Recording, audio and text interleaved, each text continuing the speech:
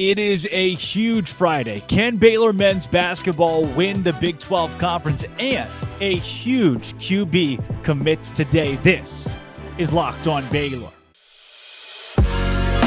You are Locked On Baylor, your daily podcast on the Baylor Bears, part of the Locked On Podcast Network, your team every day. Happy Friday, everybody. Welcome to Locked On Baylor. I'm Drake Toll from Sports Illustrated's Inside the Bears. Thank you for making Locked On Baylor your first listen every single day. You can find my stuff at Drake C. Toll on Twitter or at Locked On Baylor on Twitter.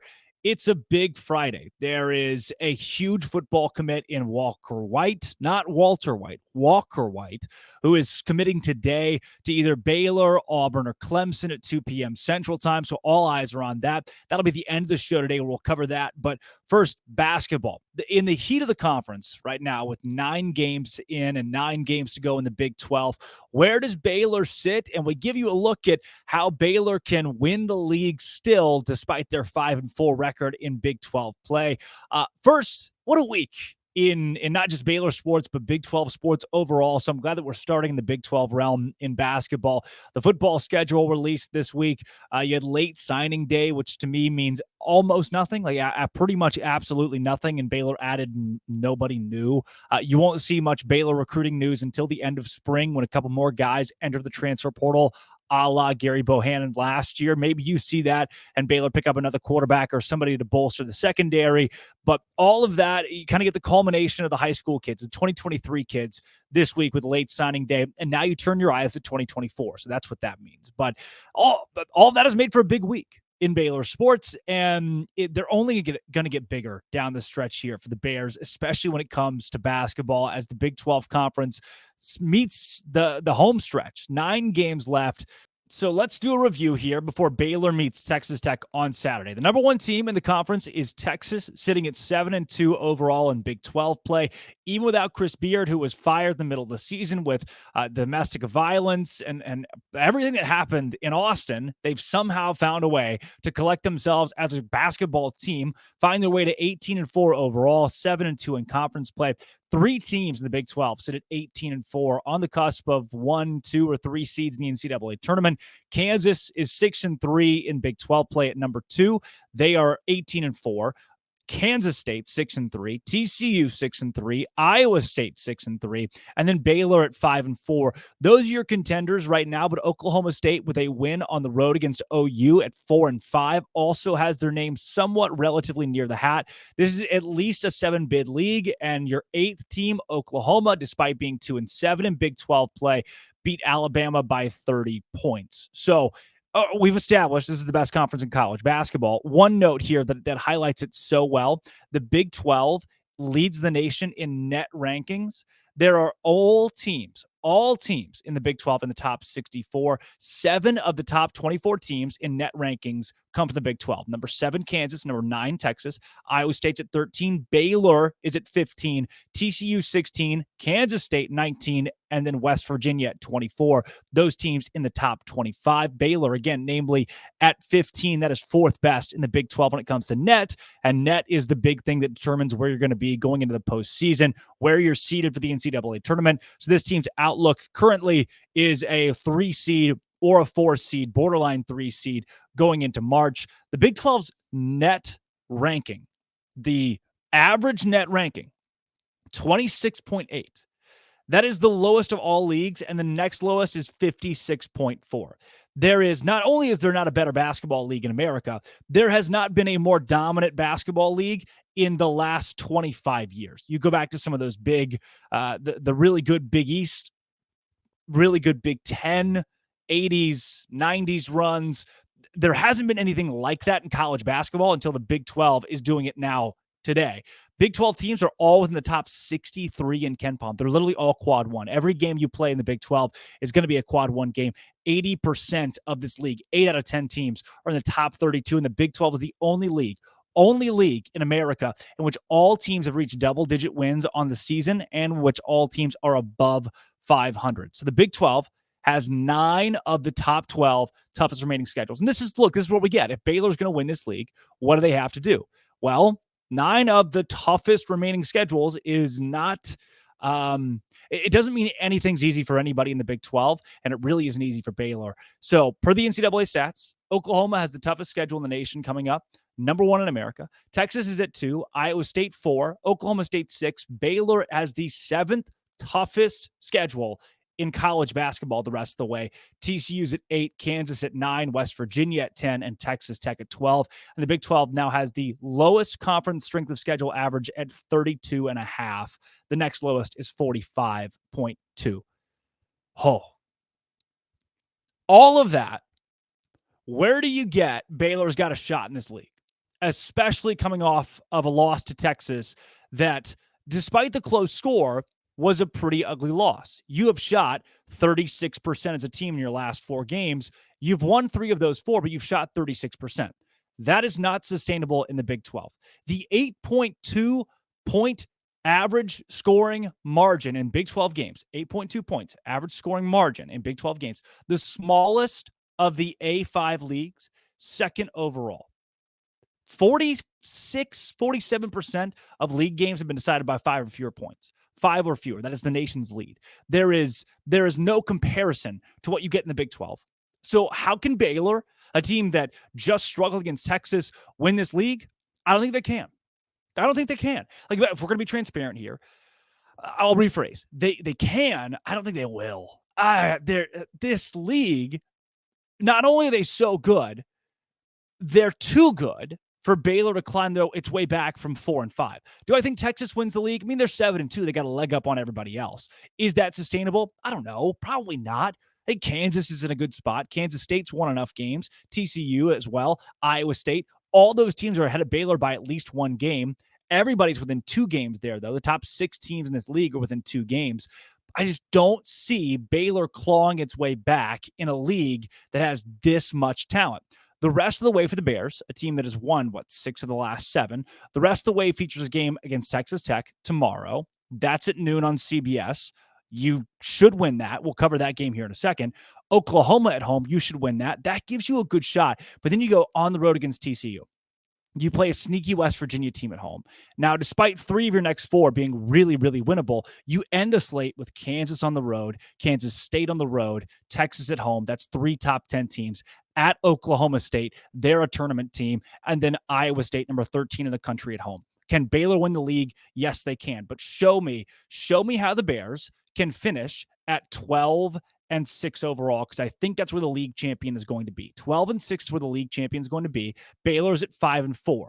That means they have to go 7-2 in the remainder of their games, and it's just not going to happen. They're not going to win a 3rd straight Big 12 title. That's okay. Can Baylor win this league? I'm going to go with no.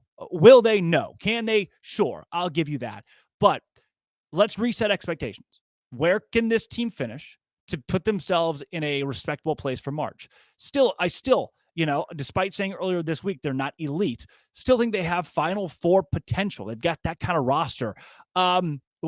When does that show, though? When do you shoot the ball? When do you break out of this shooting slump of shooting 36% in the last 4 games and 16 for 47 from LJ Cryer, Adam Flagler, and Keontae George against Texas? At some point, it's got to give. If you're going to win the league, if you got any shot at winning the league or any shot at making a run in March, something's got to give at some point. I don't know what to change. It's not my job to figure out what there is to change, but I can tell you that you should win 3 out of the next 4. You've got to beat Texas Tech at home, beat Oklahoma at home, beat West Virginia at home. You can lose at TCU, that's fine. But you've got to prepare yourself with 3 of your 4 being wins, because the final stretch is, again, at Kansas State, Texas at home, Oklahoma State on the road, Iowa State at home. Get ready, because the gauntlet is not getting much easier. And I don't know if I trust this team, transparently, to win against Texas Tech on Saturday. Let's jump into that. But first, I'll tell you about FanDuel. FanDuel is one of my favorite new sponsors because of how easy it is to use their software, their platform, to make sports wagers and to win money. They basically guarantee you money at this point because they have a no sweat first bet for the Super Bowl. They are our new sports betting partner. and they are the number one sports book in America. That's FanDuel. If you're new to FanDuel, it's even better. Your Super Bowl party just took the next level because you Super Bowl 57 have a no sweat first bet. You get up to $3,000 back in bonus bets if your first bet doesn't win. So you put $3,000 in the Chiefs to win and they lose the Super Bowl to the Eagles, you get $3,000 in free play. FanDuel lets you bet on everything from the money line to point spreads to who will score a touchdown. And the best bet that I like for the Super Bowl would be the Eagles money line. So you take the Eagles money line, and if it doesn't hit, you get $3,000 in free play. It is safe, secure, easy to use, and you get paid your winnings instantly. Just right now, go check it out. FanDuel, FanDuel.com/locked on to claim your no sweat first bet. FanDuel.com/locked on. Make every moment more with FanDuel, the official betting partner of the NFL. All right, Baylor and Texas Tech this weekend. This is a Texas Tech team that certainly didn't scare me when Baylor went to Lubbock and beat them earlier this year, and they were winless in conference play for a good bit. It's like, all right, there's going to be one team that kind of gets dogged on this season. Sure, let it be Texas Tech. Since then, they have lost to Kansas State and lost to West Virginia since that game against Baylor. Lost to West Virginia by 15 at home, by the way. But something clicked. Big 12 SEC Challenge. They go on the road against an LSU team that's floundering. They win 76-68. They get the taste of winning again, and they beat Iowa State, the number 13 team in the country, 80-77 in overtime and a 20-plus point comeback. You're thinking, like, I mean, I'm watching that game and I turn it off because, like, all right, whatever. Iowa State is going to win this game by 15-20, and they were 3-point underdogs at Texas Tech. Sure enough, Tech wins by 3 in OT. There's fight left in this Red Raider squad. That's one of the reasons they scare me the most, is that here's a part of the schedule. They're 1-8 in conference, but the part of the schedule where they can flip it, turn it around, and if they win 6 games down the stretch, they go dancing. If they finish with 7 wins in Big 12 play, they're going to have a net that is good enough for them to go to the tournament. That's going to take some upset wins. That's what they're looking for in Waco on Saturday. They're meeting a Baylor team who just lost to Texas 76-71 in Austin, and Baylor shot 37% from the field, which they've been doing a lot recently. This Baylor team in its current state, the last 4 games dating back the last 2 weeks, has not shot the ball well. If that continues, the last time they shot it well was against Texas Tech on the road, actually. If this streak continues, Baylor's going to lose a lot of games the rest of the way. If Texas Tech wants to upset somebody, put themselves back in a position to go to the NCAA tournament, you do it against teams that are cold. Baylor's won a lot of games, so you can't call them cold overall, but certainly from the shooting standpoint, they are ice. And when's it going to change? Texas Tech, what are they known for? What is Mark Adams known for? Defense. So you meet a really good defensive team in Waco tomorrow, and if you don't shoot the ball better, which I get it. Look, Baylor shot better at home, that they didn't shoot well against Kansas at home or Arkansas at home. But if you can break out of that slump, then I don't think this team has any issue with Texas Tech. They're 84% chance to win based on ESPN's projector, meaning Texas Tech has just a 16% chance to walk into Waco and pull the upset.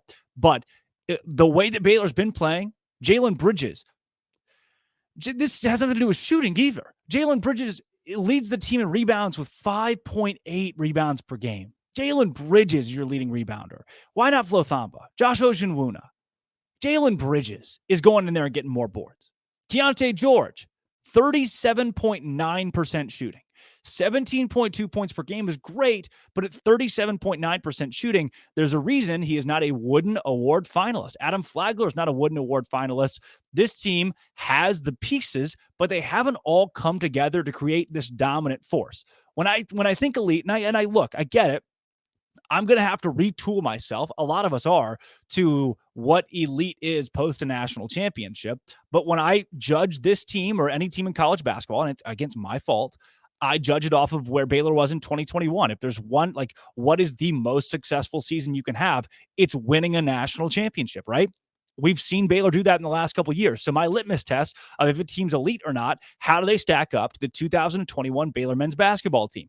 And from what we've seen out of this squad, who has improved defensively, their defense is still not one of the best in the Big 12. It is the worst in the Big 12, actually. Their offense is regressing. If they played right now against that 2021 team, it wouldn't be remotely close. So who's to say that these pieces will win a Big 12 title this year or make a long run in March? I just don't know yet. I don't know yet because the consistency hasn't been there. I'm holding out hope. I'm holding out expectations because when has it been put together for a complete 40 minutes? This team goes on like 8-minute long dry spells. They scored 2 field goals in the first 8 minutes of the second half against Texas. Now, look, they've got moxie. They've got their competitors. They've got the X factor to stay in games and to win games down the stretch, but they're not blowing people out. They're not dominating. And maybe they do it the first couple rounds in March, but inevitably, you're going to meet a Big 12 team somewhere in March, as good as this league is. Are you ready for that? Is this team ready for that? You got 9 games to get ready for it in a conference tournament that I kind of hope you lose the first game of, but moot point there. Baylor's progression has not been exactly what I've wanted it to be. I wanted this team to look a lot different than they did in that game at Marquette. And sure, they do to an extent, but they still haven't put the shooting together the rest of the stretch. Look, you're probably saying to yourself, and you're probably right, this is a team that's gone 4 games cold and still won 3 out of 4.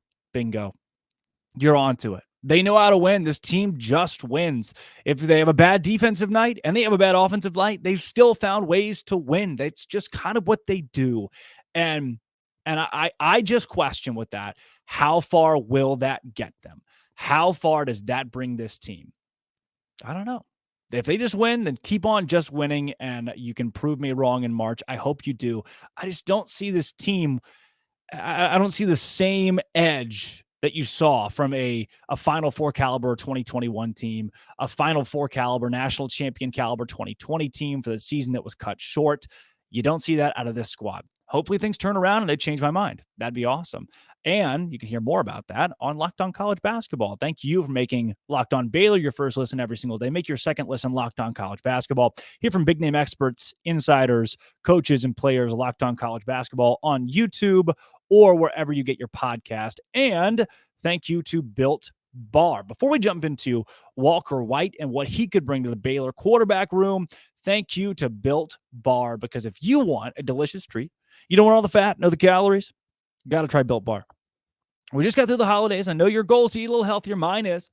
If you're like me, you want to eat healthier, but you don't want to compromise tasting good. You got to try Built. With Built, it's healthy, it's tasty, it's delicious and good for you. Perfect for a New Year's resolution. What makes them so good? Well, for starters, 100% real chocolate. That helps. My favorite flavor is peanut butter brownie right now. Their coconut almond is great as well. I'm a big Almond Joy guy. They taste a lot like that.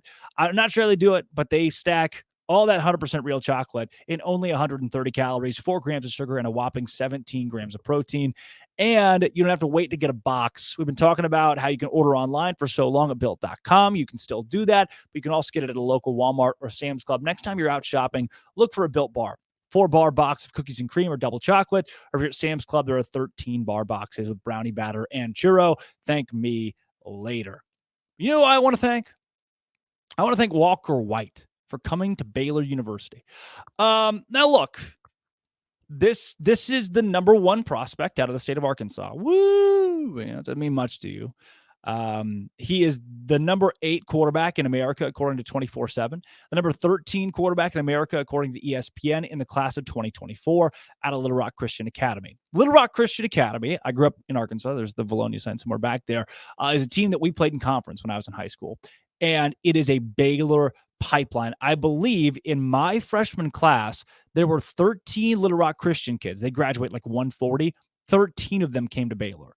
There's a lot of, we called them Christian kids, of Christian kids who go to Baylor. So Walker White already knows a ton of people in his grades are going to go to Baylor. Why is a prospect this good? Looking at the Bears, he would be the best quarterback. He would be the best quarterback recruit in Baylor history. He's right around where Austin Novosad was. And so why would he look at Baylor? Well, there's a big first point.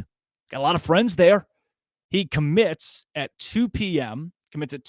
today, Friday.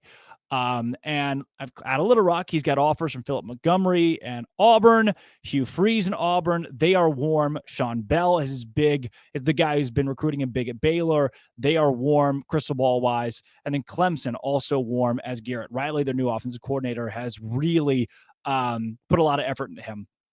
Arkansas missed out on the in-state prospect. Alabama came calling, and he said no to them. It's down to Baylor, Auburn, and Clemson. And here's why I think Baylor has a real shot. Again, I told you a bit of the social aspect. He had a January 22nd visit, so he's been here recently. He then visited a junior day at Clemson, so he's been there recently. He hasn't been to Auburn since January 16th, so he's visited Baylor and Clemson both in between those visits, as well as Oklahoma and Arkansas, who he's taken off of his list. And I've told you the social aspect, but there's a logistics aspect to this too. Right now, according to 24/7, Auburn has 8 quarterbacks on roster. 8 quarterbacks on roster. Clemson has 6 quarterbacks on roster. Baylor has 3. RJ Martinez, who's new. We have no idea how good he's going to be at Baylor. Sawyer Robertson, who I think is really good, obviously, but new. We don't know how good he's going to be at Baylor. Blake Shapen, who to this point has been hit or miss at Baylor, if we're being honest. Those are the 3 guys. There are a couple of years of eligibility between all of them. So you've got quarterbacks built in for the next 2 or 3 years, but legitimate opportunity for Walker White to step in and have very little competition 2 years-ish down the road to be Baylor's starting quarterback and to lead the Bears in the new Big 12. Again, number 8 quarterback in America per 24/7, number 2 national player, has a shot at being an SI 99 guy, has a really good shot at a great showing at the QB 11 or QB 12 or what is it? Something that Novosad did. The Elite 11. There you go. And 6'3", 215. He's got the build. His stats last season, he had 142 completions on 267 attempts, 2,000 passing yards, 2 straight years, 25 touchdowns, 9 interceptions. He's got 102 carries for 837 yards and 16 touchdowns too. So a big 6'3", 215, but mobile, can get around and would be the guy in the class of 2024 for Baylor. I don't know what Sean Bell's telling him right now, but hopefully it's something, because the Bears are going to need a quarterback down the line 2 years from now that can step up, be a legitimate starter, and this kid could be your next Austin Novosad. He has the build to be better than Austin Novosad, and a lot of these sites are ranking him higher than what Novosad came in the class of 2023. So maybe you lost Novosad, but trade him for Walker White and Sawyer Robertson. That's not a bad gig whatsoever. So now the opportunity to get a new quarterback in here, and he commits again. You got 2 p.m. today. So follow your Twitter, watch whatever you can watch at 2 p.m. today for Walker White and where he's going to commit, because this, again, you want like a crown jewel guy who can bring in other recruits with him, who will go on the recruiting trail for your university. You want it to be a 4-star, borderline 5-star quarterback who's doing that. Walker White is that kid. He's got offers from Auburn, who has 8 quarterbacks in the room. Clemson, who has 6 quarterbacks in the room.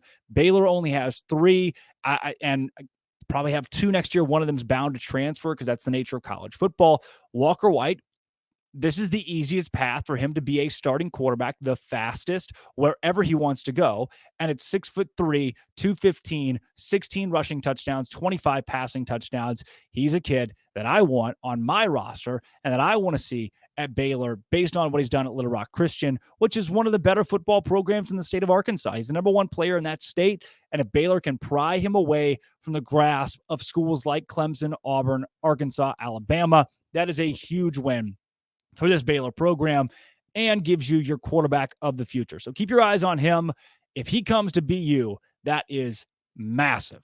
Walker, if you're listening, we'd love to have you. I hope you were listening to this before you made your decision. And if you already made it, you can back out. Austin Novosad did that. That was shots fired.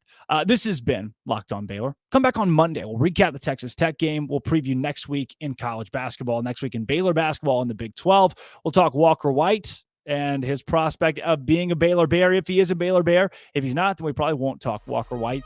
But all of that and more, thank you for making this show your first listen every single day. This has been, and always will be, keep coming back, Locked On Baylor.